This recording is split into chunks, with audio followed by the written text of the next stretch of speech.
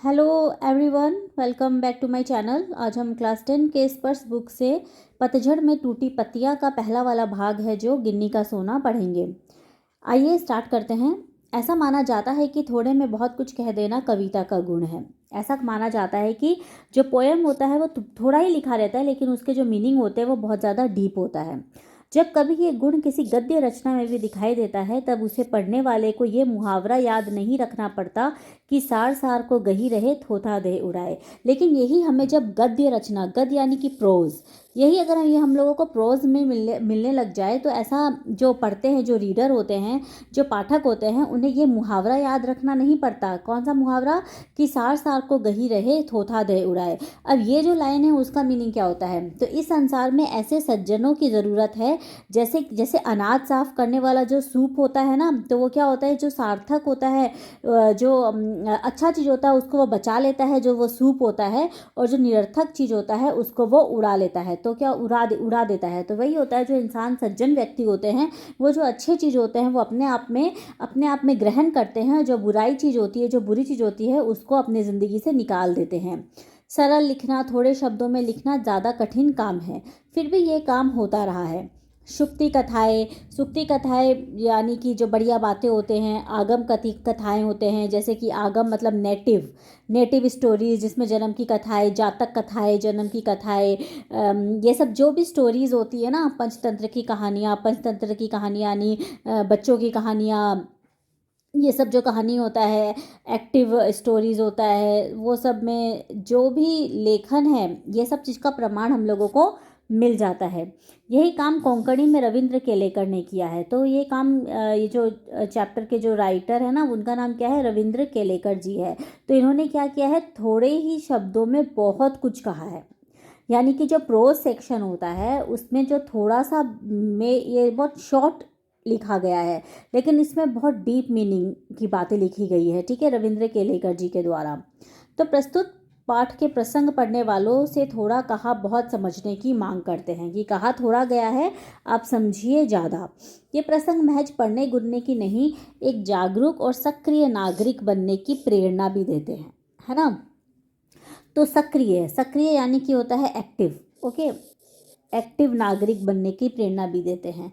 ठीक है, पहले प्रसंग गिन्नी का सोना जीवन में अपने लिए सुख साधन जुटाने वालों से नहीं बल्कि उन लोगों से परिचित कराता है जो इस जगत को जीने और ये रहने योग्य बनाते हैं। तो जो फर्स्ट वाला जो है ना हम लोगों का, जो हम लोग आज पढ़ेंगे गिन्नी का सोना, उसमें क्या होता है कि उसमें बता रहा है कि सुख साधन जुटाने वालों से नहीं बल्कि उन लोगों से हम लोगों का इंट्रोडक्शन कराया गया है जो इस जगत में जीने और रहने योग्य बनाए हुए, मतलब ये जो दुनिया है उसको हम लोगों के जीने योग्य और रहने योग्य बनाया गया है। वो कौन लोग हैं, वो किनके द्वारा बनाया गया है, इस टॉपिक में हम लोगों को पता चलेगा। और जो दूसरा टॉपिक है झेन की देन, वो मैंने ऑलरेडी अपलोड कर लिया है। आप चाहते तो उसको इस वीडियो के बाद में आप वो देख सकते हैं। ठीक है, तो वो झेन की देन में बौद्ध दर्शन के बारे में बताया गया है कि वो उस पद्धति, उस एक रिवाज, उस मेथड, उस सिस्टम की याद दिलाता है जिसके कारण जापान के लोग आज भी अपनी व्यस्ततम यानी कि बिजी लाइफ में कुछ चैन भरे पल पा जाते हैं। तो आज हम लोग फर्स्ट वाला पार्ट करेंगे, गिन्नी का सोना।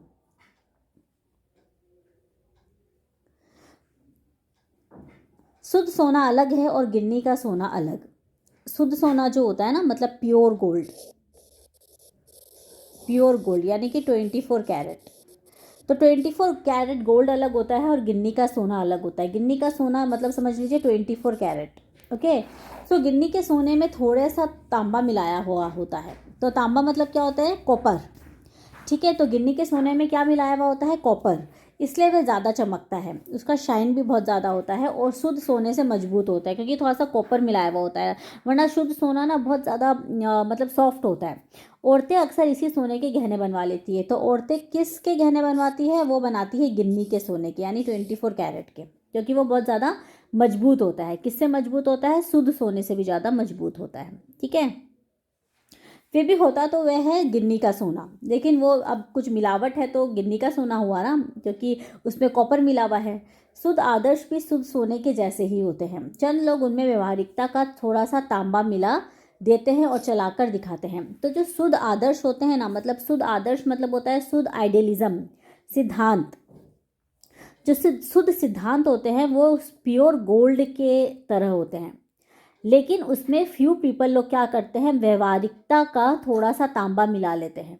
व्यवहारिकता यानी क्या होता है, प्रैक्टिकलिटी, प्रैक्टिकलिटी, और आप समझेंगे इसको बोलते हैं pragmatism. And so what is a pragmatism? It is a way of dealing with problems or solutions that focuses on practical approaches towards problems. Like someone who is focusing towards reaching a goal, someone who is very straightforward, तो उसको वो होता है व्यवहारिकता, प्रैक्टिकलिज्म. तो क्या होता है, प्योर सिद्धांत में थोड़ा सा ये मिलाया जाता है किसी किसी लोगों के द्वारा, तो उन्हें हम क्या कहेंगे, उन्हें हम प्रैक्टिकल आइडियलिस्ट कहेंगे. क्योंकि आप सोने में थोड़ा सा तांबा मिला लिया आपने, तो थोड़ी सोना का वैल्यू ख़त्म हो गया. तो वैसे ही शुद्ध आदर्श में अगर आप थोड़ा सा व्यवहारिकता मिला दोगे, जिसको हम लोग कहते हैं प्रैक्टिकल आइडियलिस्ट, तो वो क्या हो जाता है, इस तरीक़ा से दुनिया चलाने वाले लोग इस तरीक़ा से थोड़े से शुद्ध आदर्श में सोना मिला लेते हैं और दुनिया को चलाते हैं. उन्हें प्रैक्टिकल आइडियलिस्ट कहकर उनका बखान करते हैं. ठीक है, उनके बारे में बताया जाता है. पर बात ना भूले कि बात ये ना भूले कि बखान आदर्शों का नहीं होता, बल्कि व्यवहारिकता का होता है. तो इस बार में क्या है कि आदर्श का बखान नहीं होता, मतलब लोग बात आदर्श का नहीं करेंगे, किसका करेंगे, व्यवहारिकता का करेंगे, यानी कि प्रैक्टिकलिटी का करेंगे. ऐसा सिचुएशनल होता है थिंग्स, जिसमें आपको पता होता है कि क्या सही है और क्या गलत है, व्यवहारिकता, प्रैक्टिकलिटी. और जब व्यवहारिकता का बखान होने लगता है, तब प्रैक्टिकल आइडियलिस्टों के जीवन से आदर्श धीरे धीरे पीछे हटने लग जाता है. तो क्या होता है कि लेकिन जब आप व्यवहारिकता को आगे ले आते हो ना, ज़्यादा ही प्रैक्टिकल हो जाते हो, तो क्या होता है कि जो खास करके जो प्रैक्टिकल आइडियलिस्ट लोग होते हैं, उन लोगों के जीवन से क्या होता है, आइडियलिज्म, सिद्धांत पीछे हटने लग जाता है और उनकी व्यवहारिक सूझबूझ ही आगे आने लगती है. और लेकिन जो होता है ना कि व्यवहारिक सूझबूझ यानी कि प्रैक्टिकलिटी ही आगे आने लग जाती है, कि आप किस तरीक़ा से थिंग्स को हैंडल कर रहे हो, सिचुएशन को हैंडल कर रहे हो. ओके, तो वो सिचुएशन ज़्यादा क्लियर होने लग जाता है. और आदर्श होता है वो थोड़ा पीछे हटने लग जाता है. सोना पीछे रहकर तांबा ही आगे आने लगता है. देखिए, सोना में तांबा मिलाएंगे तो वो हो जाएगा गिन्नी का सोना. ठीक है, लेकिन अगर व्यवहारिकता अगर आप मिला दिया जाएगा शुद्ध आइडियलिज्म में, मतलब कि आदर्श में, तो वो क्या हो जाता है, वो भी सोना में मिलाया हुआ तांबे के प्रकार होता है. ठीक है, तो उसको चंद लोग क्या कहते हैं, जैसे गांधी जी, चंद लोग कहते हैं कि गांधी जी प्रैक्टिकल आइडियलिस्ट थे, व्यवहारिकता को पहचानते थे, प्रैग्मेटिज्म को जानते थे, उनकी कीमत जानते थे, इसलिए वे अपने विलक्षण आदर्श को चला सके, वरना हवा में ही उड़ते रहते, देश उनके पीछे ना जाता. ठीक है, तो क्या होता है, अगर वो प्रैक्टिकल आइडियलिस्ट नहीं होते ना, तो खाली आदर्श की बात करते, तो वो हवा में ही उड़ते रहते, देश उनके पीछे नहीं जाता. तो क्या होता है, लाइफ में अगर कुछ अचीव करना है, कुछ पाना है, तो आदर्श तो इम्पॉर्टेंट है, साथ साथ में प्रैक्टिकलिज्म भी मिलाया जाता है. लेकिन आप खाली प्रैक्टिकल नहीं होकर रह सकते. अगर खाली प्रैक्टिकल होकर रहोगे, तो अगर आदर्श पीछे कर दोगे, तो वो क्या होता है कि वो देश के जो स्तर होता है उसको नीचे ही गिराता है. तो आपको कितना मिलाना चाहिए, मतलब जितना का ज़रूरत हो. एक्सेस भी प्रैक्टिकल नहीं होना चाहिए और एक्सेस भी आदर्शवादी नहीं होना चाहिए. ठीक है, हाँ, पर गांधी जी कभी आदर्शों को व्यवहारिकता के स्तर पर उतरने नहीं देते थे. ठीक है, तो लेकिन गांधी जी का होता था कि कभी भी आदर्शों को व्यवहारिकता के स्तर पर उतरने नहीं देते थे, मतलब आदर्श को हमेशा आगे रखते थे. ऐसा नहीं कि प्रैक्टिकल है तो खाली प्रैक्टिकल हो गए, आदर्श को वो हमेशा आगे रखते थे, और बल्कि व्यवहारिकता को आदर्शों के स्तर पर चढ़ाते थे. लेकिन क्या करते थे कि जो व्यवहारिकता है ना, उसको आदर्श के स्तर पर चढ़ाते थे, मतलब कि कोई चीज़ नीचे है उसको ऊपर लाने की कोशिश करते थे, क्योंकि वो सोना को तांबे में नहीं बल्कि तांबे में सोना मिलाते थे. आप सोना में तांबा मिलाओगे तो बहुत सारा सोना है, थोड़ा सा तांबा मिला दिया, ठीक है, लेकिन अगर बहुत सारा तांबा है, ओके, और उसमें आप सोना मिला दोगे, तो तांबा का कीमत बढ़ जाएगा कि नहीं बढ़ जाएगा, बढ़ जाएगा ना. लेकिन सोना में आप तांबा मिलाओगे तो सोना का तो वैल्यू उतना ही है, लेकिन तांबा है उसमें आप सोना मिला दोगे तो तांबा का भी वैल्यू बढ़ जाता था. इसलिए सोना ही हमेशा आगे आता रहा है. तो सोना ही हमेशा आगे आते रहा है, इससे क्या मतलब है, इसका मतलब होता है कि आदर्श आगे आता रहा है. ज़िंदगी में क्या हमेशा आगे आता रहा है, आदर्श. ठीक है, ये कहा गया है इसमें. तो व्यवहारवादी लोग हमेशा सजग रहते हैं. जो लोग बहुत ज़्यादा व्यवहारवादी होते हैं ना, यानी प्रैक्टिकल होते हैं, देखिए, अगर खाली व्यवहारिकता रहेगा ना ज़िंदगी में, विदाउट आदर्श, विदाउट सिद्धांत, तो लोग क्या बोलेंगे, हम लोग सेल्फिश हो जाएंगे, ठीक है। तो जो व्यवहारवादी जो लोग होते हैं ना, जो लोग बहुत ज़्यादा प्रैक्टिकल होते हैं, वो लोग बहुत ज़्यादा सजग रहते हैं, बहुत ज़्यादा अलर्ट रहते हैं वो लोग हर चीज़ के मामले में, कि क्या सही है क्या गलत है, ये सब बहुत ज़्यादा वो प्लस माइनस करके चलते हैं, लाभ हानि का हिसाब लगा कर ही कदम उठाते हैं, कि ये करेंगे तो ऐसा प्रॉफिट होगा, नहीं तो नहीं करेंगे, लॉस होगा तो नहीं करेंगे, इस तरीक़ा से ज़्यादा सोचते हैं।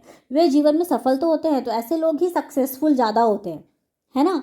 आप खाली ज़िंदगी में आदर्श आदर्श आदर्श लेके चलोगे तो आपका ज़िंदगी एक सिद्धांतवादी ज़िंदगी होगा, लेकिन प्रैक्टिकली आपको व्यवहारिकतावाद भी आगे लाना पड़ेगा। तो उसमें क्या होता है कि लोग ज़िंदगी में सफल तो हो जाते हैं, ऐसे लोग अन्यों से आगे भी जाते हैं, क्या पर क्या ऊपर चढ़ पाते हैं। देखिए, एक होता है आगे जाना, एक होता है ऊपर जाना, ठीक है।